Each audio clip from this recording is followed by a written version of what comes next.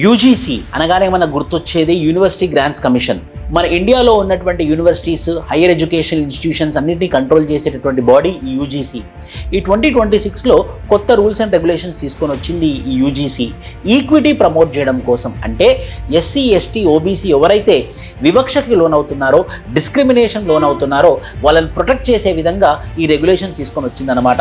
కానీ ఇది ఒక పెద్ద దుమారమే లేపింది. ఎందుకంటే జనరల్ కేటగిరీ వాళ్ళు ఏమంటున్నారంటే, ఇలా మీరు ఏదైతే వాళ్ళని ప్రొటెక్షన్ చేయడం కోసం తీసుకొని వస్తున్నటువంటి రెగ్యులేషన్స్ జనరల్ కేటగిరీ వాళ్ళకి అన్సేఫ్గా ఫీల్ అవుతున్నాము. ఎందుకనంటే కొన్ని సందర్భాలలో ఫాల్స్ కంప్లైంట్స్ చేయొచ్చు, కొన్ని సందర్భాలలో తప్పు కావాలనే తప్పుగా ఫైల్ చేయొచ్చు. మరి ఇలాంటప్పుడు మాకు ప్రొటెక్షన్ ఎలా అని చెప్పేసి ఇప్పుడు యూజీసీ రెగ్యులేషన్స్ మీద 2 వర్గాలుగా చీలిపోయింది. ఒకటేమో ఎస్సీ, ఎస్టీ, ఓబీసీ, ఇంకోటేమో జనరల్ కేటగిరీ వాళ్ళు. ఆల్రెడీ సుప్రీంకోర్టులో పబ్లిక్ ఇంట్రెస్ట్ లిటిగేషన్ అయితే ఫైల్ అయిందనమాట.